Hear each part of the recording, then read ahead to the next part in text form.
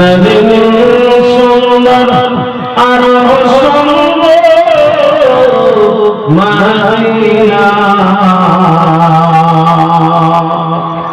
আসমান সুন্দর জমিন সুন্দর আর সুন্দর মদিনা পাচাইতে আরো বেশি সুন্দর আমার নবীর গায়ের পাসিনা আল্লাহুম্মা সাল্লি আলা সাইয়্যিদিনা মাওলানা মুহাম্মদ ওয়া আলা আলি সাইয়্যিদিনা ওয়া আলা আলি সাইয়্যিদিনা মাওলানা মুহাম্মদ আল্লাহুম্মা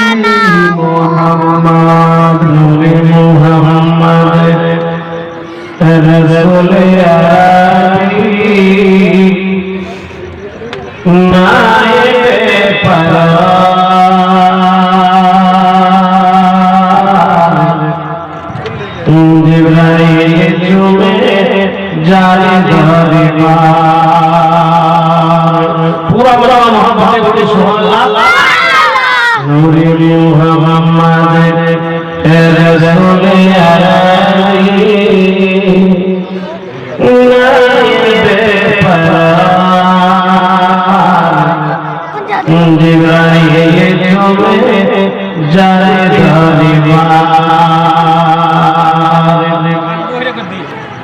लाम থেকে গায় লা ইলাহা আলিফ থেকে আল্লাহ মিম থেকে গায় নামে মুহাম্মদ যিনি রাসূলুল্লাহ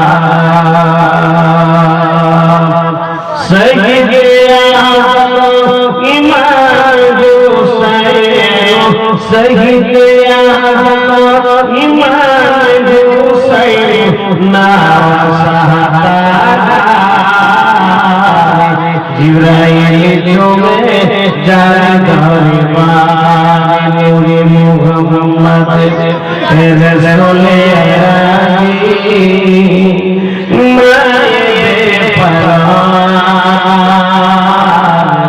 জিবরাইল তুমি যার দরবার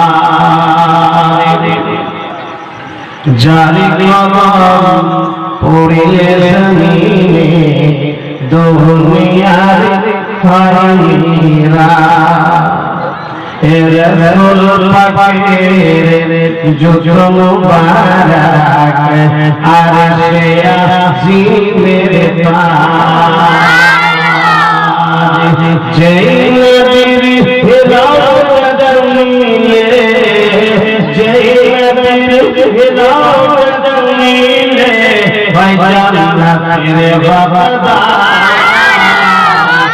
জিবরাইল তুমি যার দরবার নূরে মুহাম্মদ রাসূল আলী নাইবে পরার জিবরাইল তুমি যার দরবার পুরো বড় মোহাম্মদ বলে সুবহানাল্লাহ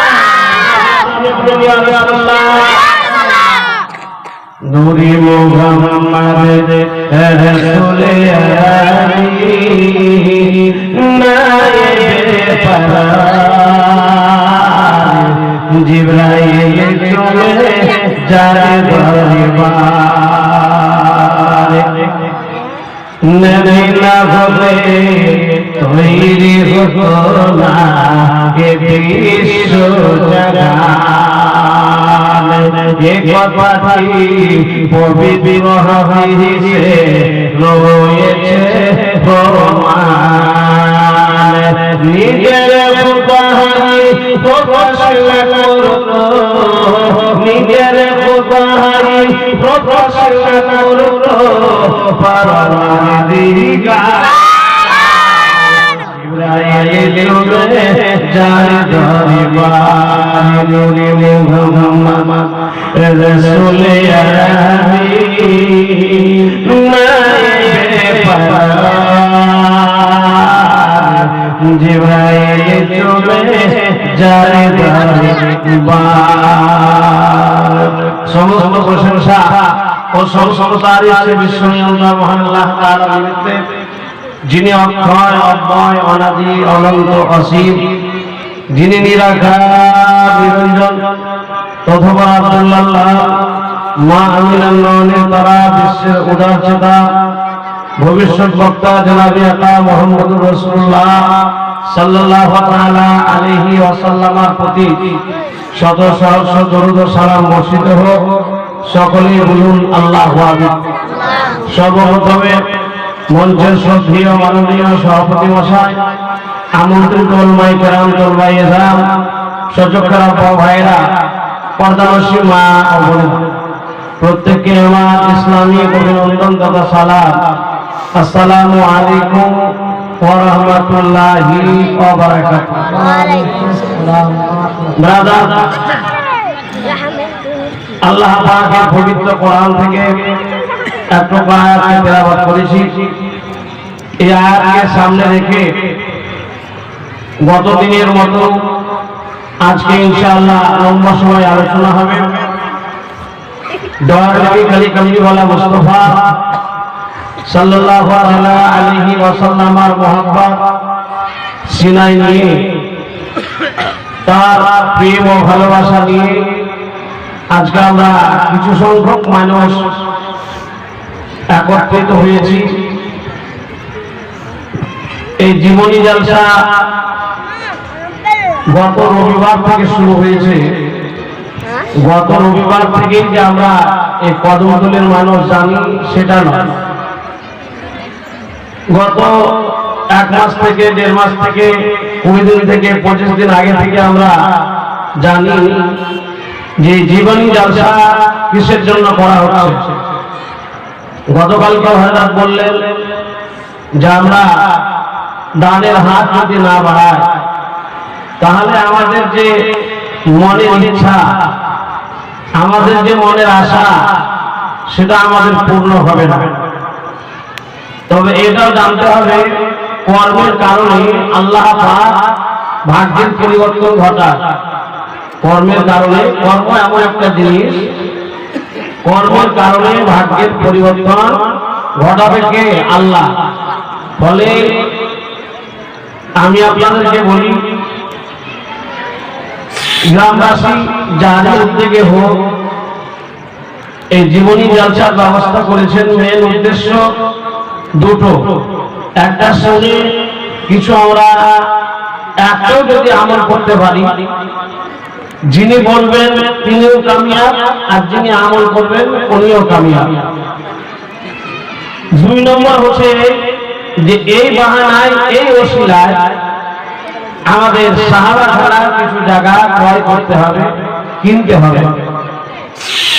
জায়গা শর্টের কারণে দেখা যায় 5 বছর 10 বছর পরে আমাদেরকে অসুবিধায় পড়তে হবে।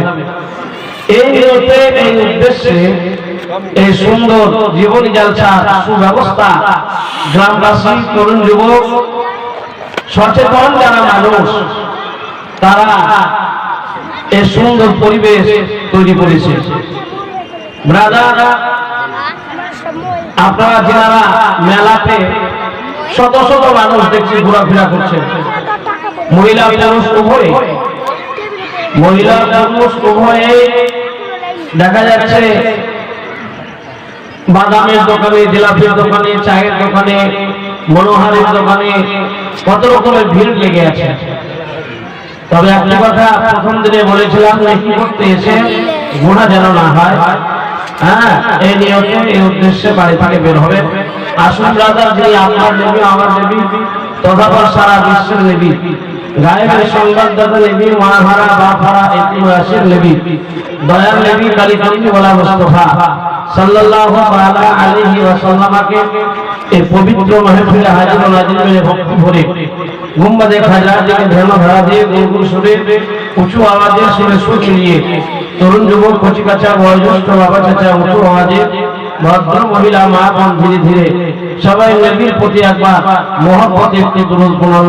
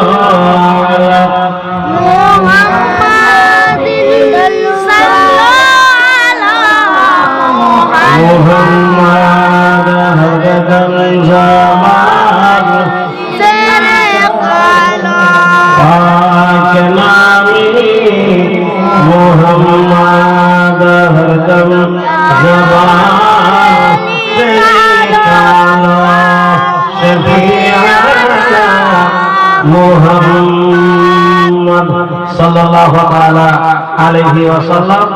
ব্রাদার, মাশাআল্লাহ, যাই হোক আপনারা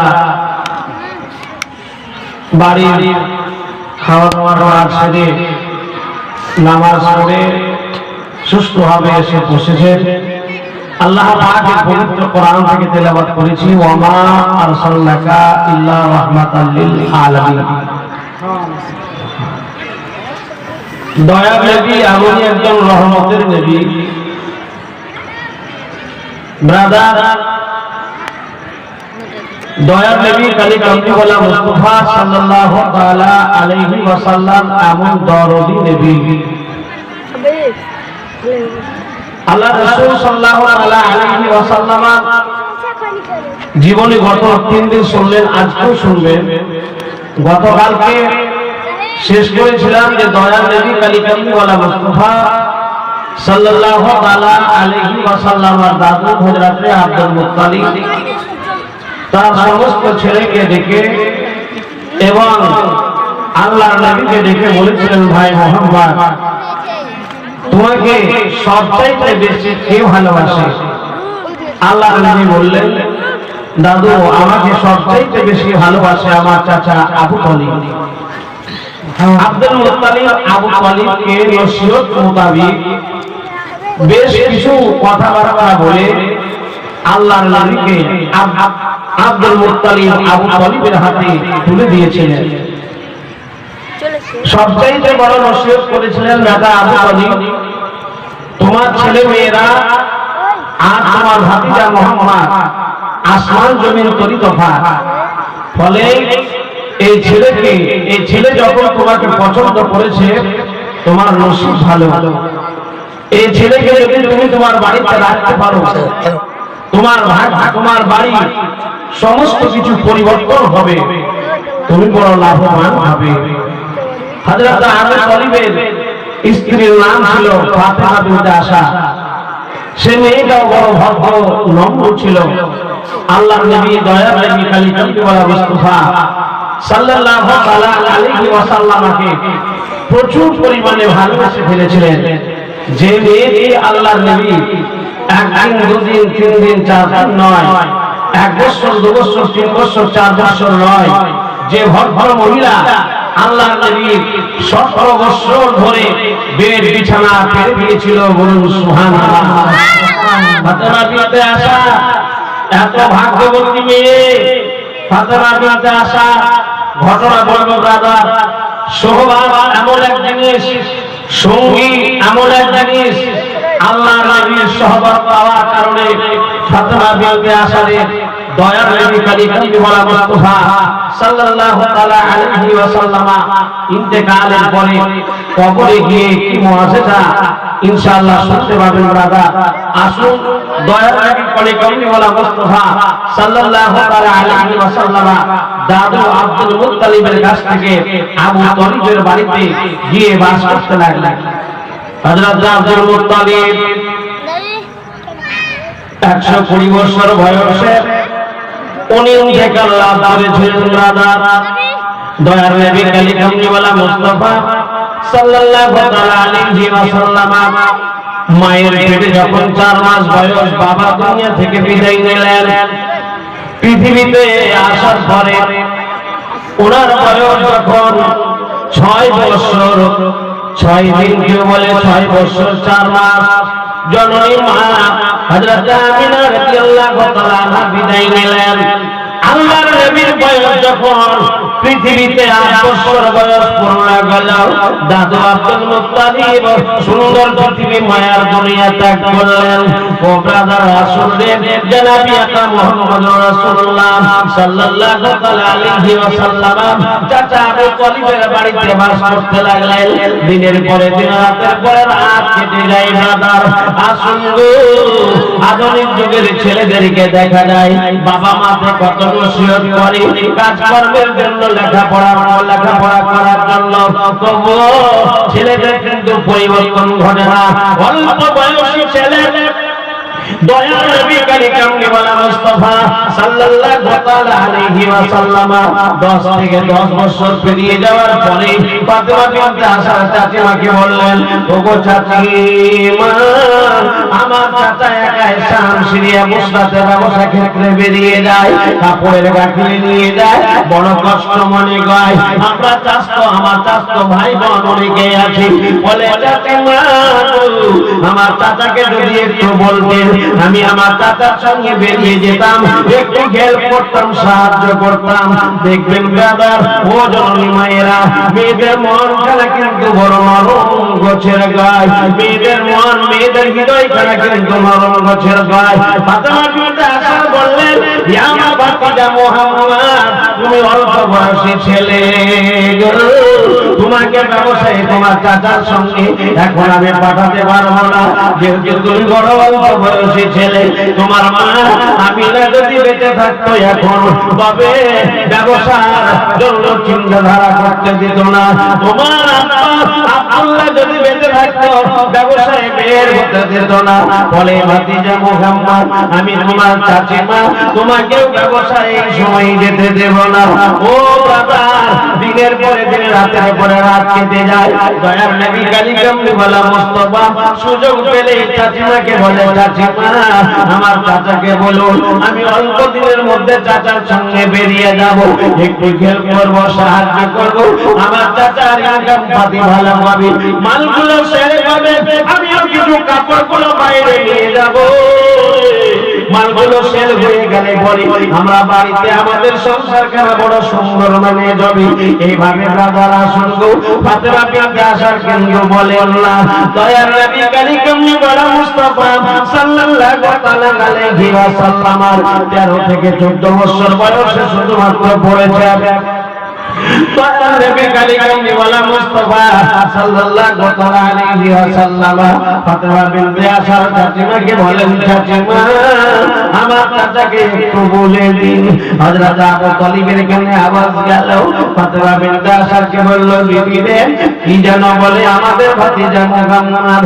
বলে একদিন থেকে নয়, একদিন দুদিন 5 দিন ধরে নয়, কয়েক বছর ধরে এই কথাগুলো বলতে আছে, চাচার একটু হেল্প হবে, সাহায্য করবে, ও ভালো হবে। আমি ওই বাড়ি থেকে বেরিয়ে যাব, চাচার সঙ্গে কাপড়ের গাঁথনি মাথায় নেব, শামসিরিয়া বসরাতে চলে যাব, মালগুলো সেলে করবে, তবে আমার চাচার একটু সুবিধা হবে। হযরত আবু তালিব বললেন, বড় ভালো গায়, অল্প বয়সী ছেলে, আমার পাশে থাকবে, মালগুলো সেলে করবে। ও ব্রাদার, দয়ার নবী কালিমুল্লাহ মুস্তাফা সাল্লাল্লাহু তাআলা আলাইহি ওয়াসাল্লাম কানে আওয়াজ গেল। হযরত ফাতেমা বিনতে আসার বললেন, বলে ভাতিজা তোমার চাচা নিয়ে যাওয়ার জন্য তৈরি আছি, সকালবেলায় দুইজনে বেরিয়ে যাবে। মালগুলো একত্রিত করা গেল, অল্প কিছু কাপড়ে ঢাকা বেঁধে দেওয়া গেল। ও ব্রাদার, দয়ার নবী কালিকামলিওয়ালা মুস্তাফা সাল্লাল্লাহু তাআলা আলাইহি ওয়াসাল্লাম চাচা আবু তালিবের সঙ্গে বাড়ি থেকে বের হলেন। ফাতেমা বিনতে আসারের চোখ ভরা পানি, বুক ভরা ব্যথা বেদনা। ভাতিজাকে ছেড়ে থাকতে পারবে না বলে এই ভেবে ফাতেমা বিনতে আসার দরওয়াজায় দাঁড়িয়ে গেলেন। আল্লাহর নবী চলতে লাগলেন। এখনো মক্কা থেকে বের হয়নি, মক্কা থেকে বের হবে ব্রাদার। প্রথম দিন বলেছিলাম এখন যেমন আমাদের বিভিন্ন জায়গায় পাড়া ও পাড়ায় এটোলা ও টোলাতে বিভিন্ন টলায় মসজিদ তৈরি করা হয়, বিভিন্ন পাড়ায় বিভিন্ন মহল্লাতে মসজিদ বানা হয়, অনুরূপ সেই পিরিয়ডে সেই কালে বিভিন্ন জায়গায় ছিল গির্জা ঘর। আমার দয়ার নবী কালিকামলিওয়ালা মুস্তাফা জননী জন্মভূমি দেশ মক্কা থেকে বের হবে ব্রাদার। সামনে একটি বিশাল গির্জা ঘর, একটি বয়স্ক করে একজন রাহিম, একজন পাপী, একজন পুইরা বেরিয়ে এলো। বেরিয়ে আসার পরে আল্লাহর নবীকে দেখে মাথা খানা নিচু করলো ব্রাদার। ও জনাবে আকরাম মুহাম্মদুর রাসূলুল্লাহ সাল্লাল্লাহু তাআলা আলাইহি ওয়াসাল্লামের দিকে তাকিয়ে আছে সেই রাহিম। শেষ বেলায় আবু তালিবকে বলল, আবু তালিব গো, যে ছেলেকে দেখার জন্য পাগলার মতো চেয়েছিলাম, যে ছেলেকে দেখার জন্য চাতক পাখির মতো চেয়েছিলাম,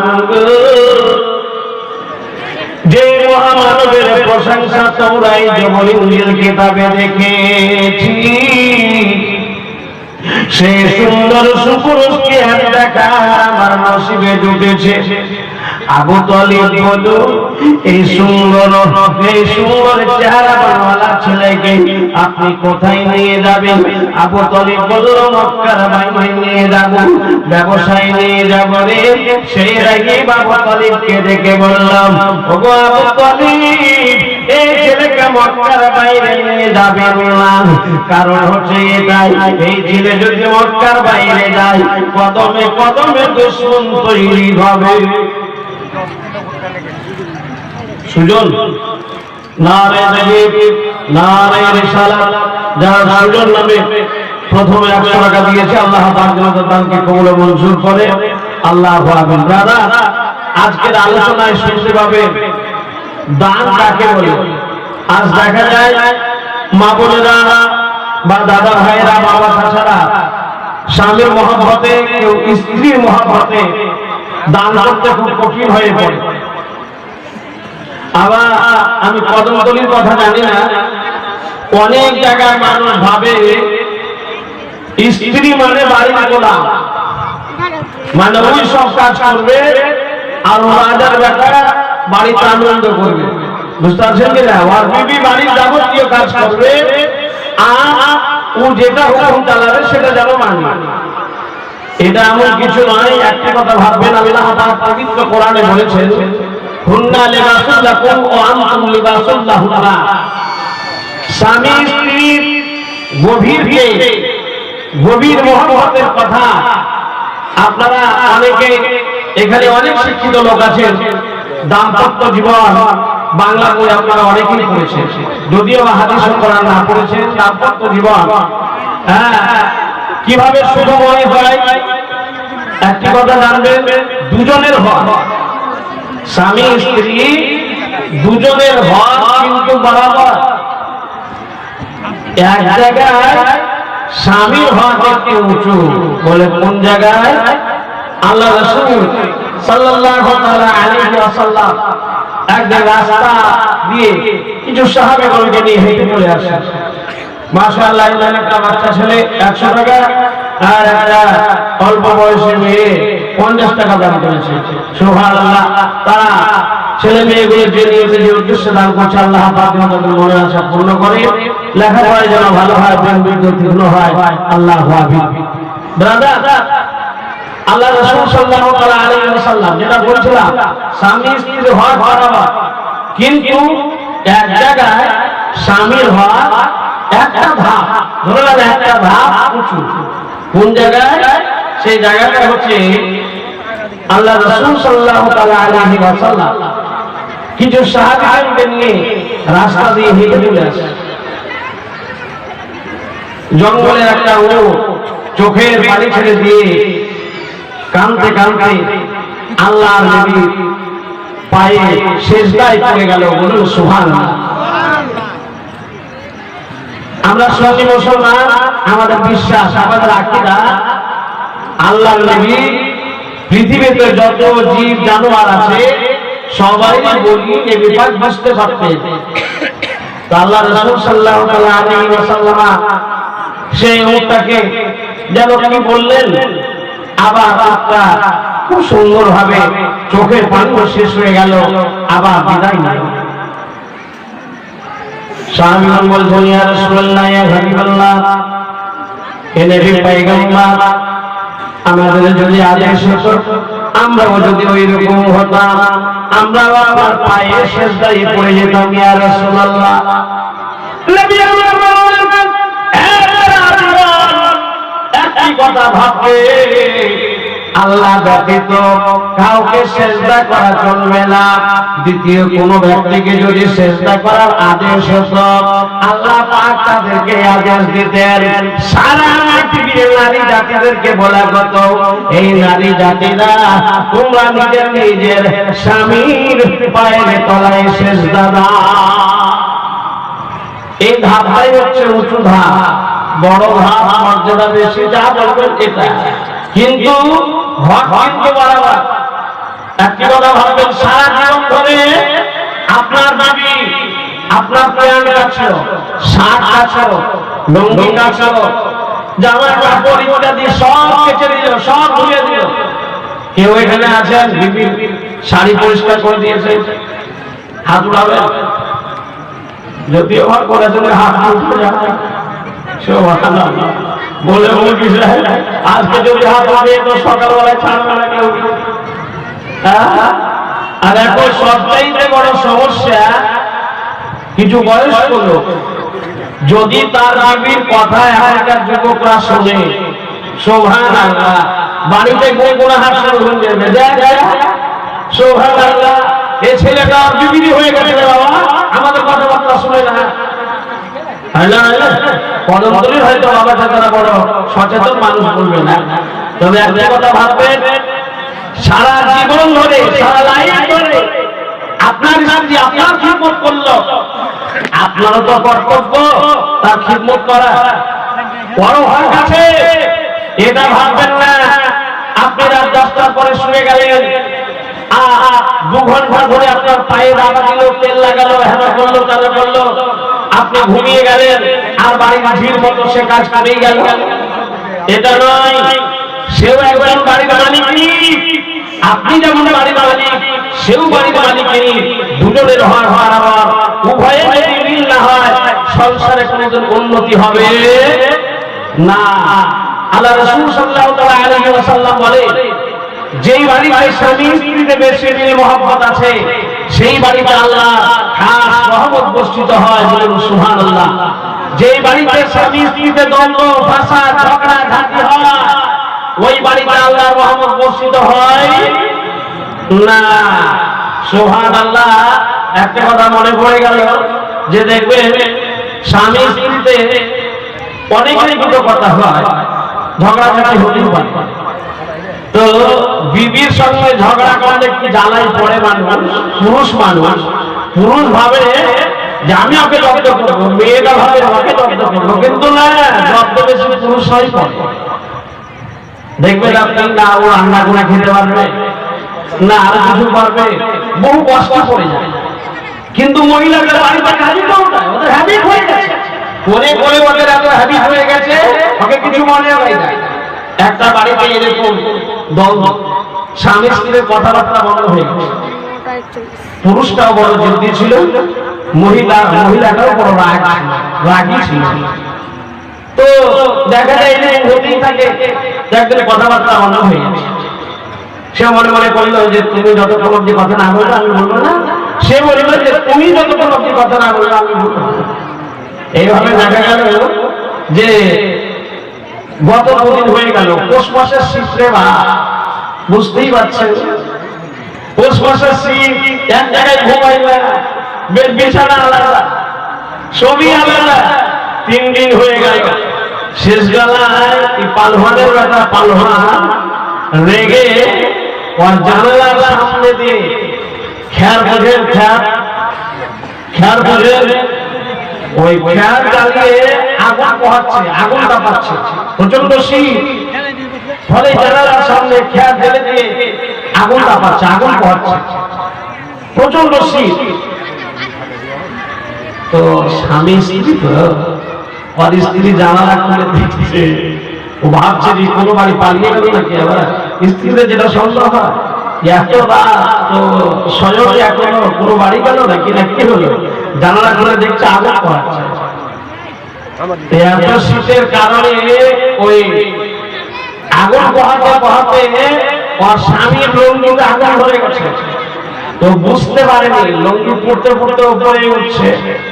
আর বিবি দেখছে যে এখন যদি কথা না বলি তো লস আমারই, সবই বেকার। সে বিবি বলছে যা ভাবে ভাবে, যা করবে করবে, তবুও কথা বলবে, যা ভাবে ভাবে, যা করবে করবে, তবুও কথা বলবে না। ও দেখছে আবার আমি তো আঘাতটা পাচ্ছি, কি পড়লো না তাই। শেষ বেলায় তাকিয়ে দেখছে লঙ্গি আগুন শেষ হয়ে গেছে। ভাইরা, বিবির সঙ্গে লড়াই করবেন না, যুদ্ধ করবেন না, ঝগড়াও করবেন না। যদি ঝগড়া করেন, কথাবার্তা বন্ধ থাকে, না খেয়ে তো থাকতে হবে। দোকানে ওই মুড়ি কিনে আর জিলাপি কিনে খেতে হবে, ভাত খেতে ভাত বসবে জুটবে না। ফলে যাও, বিবিদের সঙ্গে ঝগড়া করবেন না। মাশাআল্লাহ, আজকের আলোচনায় শুনতে পাবেন স্বামী স্ত্রীর মহব্বত কাকে বলে, ভালোবাসা কাকে বলে, প্রেম মহব্বত কাকে বলে, স্বামীর মহব্বতে স্ত্রীর মহব্বতে কি করতে হয়, আজকের আলোচনায় শুনতে পাবেন। মাশাআল্লাহ, একবার পুরো মহব্বতে একটু দরুদ পড়ুন। আল্লাহুম্মা সাল্লি আলা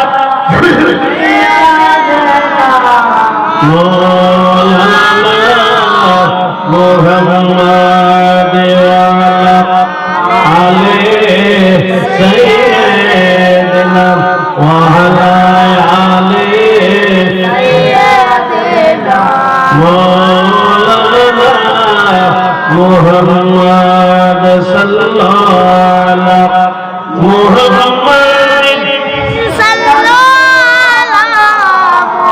মুহাম্মাদ হরদম জবান হরদম জবান সে নিকালো। আসুন দাদা, যেটা বলতে চাইছিলাম, দয়ার নবী কালিকামনিওয়ালা মুস্তাফা সাল্লাল্লাহু আলাইহি ওয়াসাল্লামকে হযরত আবু তালিব সঙ্গে করে নিয়ে মক্কার বাইরে হয়ে গেছে। ব্রাদার, আসুন জনাবে মুহাম্মদুর রাসূলুল্লাহ সাল্লাল্লাহু আলাইহি ওয়াসাল্লামকে ওই রাহিব দেখে বলল, গো আবু তালিব, এই তরুণ যুবককে মক্কার বাইরে নিয়ে যাবে না। এই জন্য মক্কার বাইরে নিয়ে যাবে না। মক্কার বাইরে যদি নিয়ে চলে যায়, কদমে কদমে দুশমন তৈরি হবে গো। একটি কথা প্রথম দিনই বলেছিলাম, ভালো লোকের, ভালো মানুষের পেছনে কিন্তু শয়তান বেশি। ভালো মানুষের পেছনে শয়তান বেশি। ডাকা ওই বাড়িতে পড়ে যেই বাড়িতে মালকুড়ি থাকে, ডাকা ওই বাড়িতেই যাবে যেই বাড়িতে টাকা পয়সা পাওয়া যাবে। ডাকাত কিন্তু ওই বাড়ি ছিনতাই করতে যায় না, ভিক্ষুকের বাড়ি সেই বাড়িতে যায় না। অনুরূপ ব্রাদার যে বেশি ভালো হয়, নেককার হয়, পরিষ্কার হয়, সালেহ হয়, তাদের পেছনেই শয়তান বেশি ঘোরাফেরা করে। ব্রাদার দয়ার নবী কালিকামনি বলা মুস্তাফা সাল্লাল্লাহু তাআলা আলাইহি ওয়াসাল্লাম যিনি মক্কার ফুল মদিনার দুল হযরত আব্দুল্লাহ নওয়াজ তারা মাআনার কলেজার টুকরা জনাবে মুহাম্মদুর রাসূলুল্লাহ সাল্লাল্লাহু তাআলা আলাইহি ওয়াসাল্লামকে সৃষ্টি বা তৈরি না করলে আল্লাহ বলেন আমি আল্লাহ আমি আমার রুবিয়ত খানাও প্রকাশ করতাম না। ব্রাদার ইয়া দয়ার নবী মায়ার নবীর জন্য সে রাহি বলল ও আবু তালিব ইনাকে মক্কার বাইরে নিয়ে যাবেন না। মক্কার বাইরে যদি চলে যায় কদমে কদমে দুশমন তৈরি হবে, মানুষ জেল মারবে, পাথর মারবে, অন্যায় ব্যবহার করবে। বলে ইনাকে মক্কার বাইরে নিয়ে যাবেন না। আল্লাহর নবীকে হযরত আবু তালিব বলল বাতিজা তবে তোমাকে মক্কার বাইরে নিয়ে যাব না রে, তোমার চাচিমাও তোমাকে ছেড়ে থাকতে পারে না। বলে যাও বাবা বাড়িতে চলে যাও, কাপড়ের গাঁথনিখানা আমাকে দিয়ে দাও, একটু কষ্ট করে আমি শামসুরিয়া বসরাতে নিয়ে চলে যাব। এই অবস্থা হযরত আবু তালিব বললেন কি কাপড়ের গাঁথনিখানা নিয়ে নিলেন, কিন্তু ব্রাদার আমার রহমতের নবীর বুক ভরা ব্যথা বেদনা নেই, চোখ ভরা পানি। আল্লাহর নবী সেই জায়গা থেকে ফিরে আসেন, প্রচন্ড কষ্ট গায়, দেখে দরওয়াজায় এসে চাচিমা দাঁড়িয়ে আছে। হযরত ফাতেমা বিনতে আসার আদর করে সিনাই টেনে নিয়ে চোখের পানি মুছিয়ে দিয়ে বলল বাবা তোমাকে কে কাঁদালো, তোমার চোখের পানি কে ঝরালো রে? চোখের পানি ছেড়ে দিয়ে কেন তুমি কাঁদো? আল্লাহর নবী দয়ার নবী বললেন মা বাড়ি থেকে কোনোদিন জীবনে বের হইনি, কোথাও যাইনি, যদিও বা গেছি নিরিবিলি নির্জন জায়গায় চলে গেছি, যে জায়গায় কোনো মানুষের সারা শব্দ নাই। ও গো মা মরুভূমি এলাকায় বাবলা গাছের ছায়াতে অন্যান্য কোনো জায়গায় গিয়ে একটু আশ্রয় নিয়েছি, আবার বাড়িতে চলে এসেছি গো, কোনো মানুষের সঙ্গে কোনদিন কথাবার্তা বলিনি। কিন্তু একজন আমার চাচাকে বললো এই আবু তালিব এই সুন্দর যুবককে তুমি বাইরে নিয়ে যেও না, বাইরে নিয়ে গেলে কদমে কদমে দুশমন তৈরি হবে। বলে চাচা আমাকে ফিরিয়ে দিল, চাচা একাই চলে গেল। হযরত ফাতেমা বিনতে আসার বললেন ভাতিজা মুহাম্মদ আল্লাহ পাক আমার মনের আশা পূর্ণ করেছে গো ভাতিজা, আমি তোমাকে ছেড়ে যেন থাকতে পারবো না। এইভাবে দিনের পরে দিন রাতের পরে রাত কেটে যায়, মধ্যে বড় লম্বা ঘটনা। দয়ার নবী কালিকামলিওয়ালা মুস্তাফা সাল্লাল্লাহু তাআলা আলাইহি ওয়াসাল্লামের জীবনী জলসা আগে নিয়ে যাই। রাডার আসল গুরু আল্লাহর নবীর বয়সে মত সুন্দর হাসি, মৃদু হাসি। হযরত ফাতেমা বিনতে আসার বলেন আমি কোনদিন দেখিনি আল্লাহর নবীর 24 বছর বয়স পেরিয়ে। কি আপনার নাম? শাফিউদ্দিন। সুবহানাল্লাহ। আপনি দিতে পারবেন না? আচ্ছা আচ্ছা আচ্ছা। নারায়ে তাকবীর, নারায়ে রিসালাত। শাফিউদ্দিন সাহেব 500 টাকা দাতা। সুবহানাল্লাহ। তার মা বাবার নামে 500 টাকা দান করেছে। আল্লাহ পাক যেন ওনার মা বাবাকে জান্নাত নসিব করে। আল্লাহু হাবিব দয়ার নবী কালিকামলিওয়ালা মুস্তাফা সাল্লাল্লাহু তাআলা আলাইহি ওয়াসাল্লাম চাচা মায়ের কাছে বাস করতে লাগলেন। ব্রাদার শুধুমাত্র দয়ার নবী কালিকামলিওয়ালা মুস্তাফা সাল্লাল্লাহু তাআলা আলাইহি ওয়াসাল্লামের জন্য ফাতেমা বিনতে আসার বলে আমি তাকে গোসলের পানি, খাবার, বিছানা যাবতীয় যা কিছু দরকার আমি যতটুকু পেরেছি আমার ছেলে মেয়েদের চাইতে আগে হাজির করেছি। প্রচন্ড আদর করেছি, ভালোবাসা দিয়েছিলাম, প্রচন্ড মায়া ছিল তার প্রতি। এই জন্য আমি জানতাম ইনি এমন একজন মহাবালক যিনি আখিরে নবী পয়গম্বর জিনার জননী মা আমিনা যদি বেঁচে থাকতো আমার চাইতে আদর দিত রে। আমি যতই আদর দেব, যতই ভালোবাসা দেব, মায়ের মতো পারবো না। আমি তবুও চাচি মা মায়ের মতো আদর আপ্যায়ন ভালোবাসা দিতে পারবো না। ও ব্রাদার, হযরত ফাতেমা বিনতে আসাদ বলেন, আমি অত সুন্দর হাসি, অত সুন্দর চেহারা কোনোদিন দেখিনি। শুধুমাত্র 24 বছর বয়স পেরিয়ে 25 বছরে পড়েছে। একদিন সকালবেলায় বাড়িতে যেন আমার আসে, মৃদু হাসতে হাসতে অতি সুন্দর যেন দেখতে লাগে গো।